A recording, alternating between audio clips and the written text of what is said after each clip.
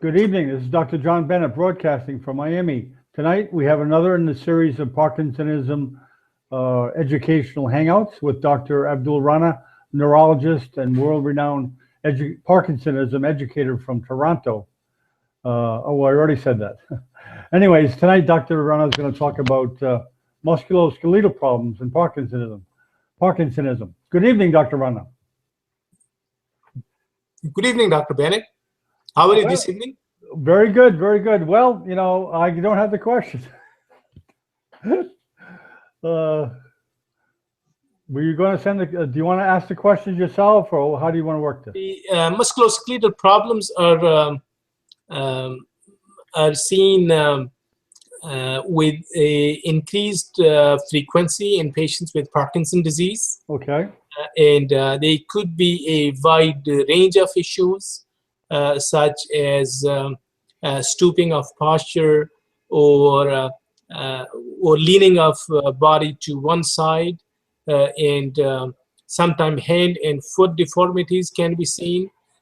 Frozen shoulder is another issue we see.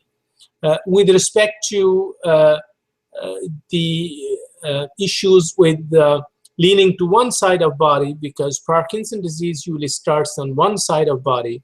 So in the beginning, especially when the condition is quite asymmetrical, that side of the body may lag behind the other side, and therefore there could be a tendency that the patients are somewhat leaning towards that side, and when they walk, especially, that side would lag behind, and they would have this feeling that their leg or arm is not moving on that side as good as the other side.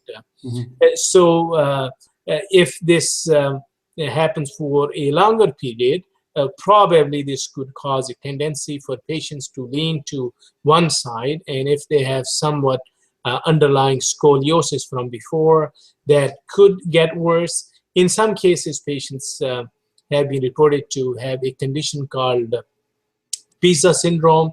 So in these patients, the physicians should be vigilant from the beginning, and they should try to detect these problems in the beginning, so that they could be prevented to some extent by gentle exercises or consultation by a physiotherapist. The pain is not very common due to these problems. However, if this occurs, that could be addressed with the pain control medications. And as I said, the early detection and treatment of these problems related to spine is very important. Sometimes patients may need to see an orthopedic surgeon. A procedure may not be required, but a detailed assessment or any other recommendation they may have would be helpful. Rarely spinal surgery may be needed, and most patients would require some kind of analgesic medications and pain control if that becomes a problem. Other patients may have osteoporosis or thinning of bones, because patients with Parkinson's disease, they are mostly sitting or lying down, especially in the advanced stage of Parkinson's disease. So they are less active and less mobile as compared to their stage before the diagnosis of Parkinson's disease, or as compared to their age-matched peers. So what happens in these patients, the bone health is affected. Because our regular bone health, it depends upon our daily activity. There is a bone formation process, and then there is a loss of bone. The daily mobility, exercise, doing our activities of daily living, as well as physical movement, it helps to trigger the constant bone formation, and so these patients are lacking this due to mobility, due to immobility or less mobility. Therefore, their bone formation is less. So because bone loss could be a constant process, so their rate of bone loss increases as compared to their rate of bone formation because of their less activity. So This causes thinning of bones. And when they have thinning of bones, this could lead to fractures. So what we tell these patients to be active as much as possible. They should also consume foods which are higher in calcium and vitamin D, such as milk products, and they should have enough exposure to sunlight, especially in countries like Canada. The exposure to sunlight becomes a problem. And also, the sum of calcium and vitamin D could come from the dietary calcium and the fortified milk, as well as canned fish with bones, or baked beans, or almonds, broccoli, and calcium-enriched orange juice are good sources of calcium. Also, in these patients, there have been studies which showed low vitamin D, although we can't establish a cause and effect relationship, but many patients with Parkinson's disease, they may have lower vitamin D. So in these patients, the replacement of vitamin D from the beginning might be very helpful. And the absorption of calcium, it could be increased by spreading your daily dose throughout the day and taking the supplements with the food, or chewing them, and using these calcium tablets. And also doing regular weight-bearing exercises could be very helpful to these patients. In addition, having a well-balanced diet with adequate dairy products is very helpful. And we always tell patients to avoid smoking as well as alcohol. Intake of calcium and vitamin D especially, whatever is the recommended dose in that person, that depends upon their baseline status of vitamin D, if it is low, or if they have a low normal vitamin D. So that becomes very important. And some patients, they could have hand, finger, or foot deformities. In these patients with Parkinson's disease who have advanced stage, so they could have a coexisting osteoarthritis as well. So that could cause the flexion of fingers. So their fingers could go like this at the MCP joints over here, and sometimes this could become worse, and their fingers and nails may start curling into their palm, which causes the breakdown of the palm, and the skin also starts breaking down. This leads to poor hygiene, and then they have sweat in the hand, which accumulates, and they have trouble using their hand for their daily activities as well. So they should try to avoid any positions which would cause the compression of nerves, such as when they are sitting in a wheelchair. They should not try to rest their elbow against the hard surface, because that causes, that would exacerbate their problem. They might use some elbow padding or pillows, especially under their arms, which would help. And also they can try to keep their hands straight, having something in their hand, or use a ball or some sort of a splint, which can also keep their hands straight so that they don't run into this problem. Sometimes surgery may be required, and other times these patients may find some benefit from botulinum toxin injections if they have certain muscles involved, which could be injected by botulinum toxin, and that could help to slow down or to improve their deformity rather than slow down. Sometimes these patients may have frozen shoulder. Frozen shoulder becomes a problem in many patients with Parkinson's disease, and that indeed could start much before the diagnosis of Parkinson's disease, before the motor symptoms become prominent in these patients.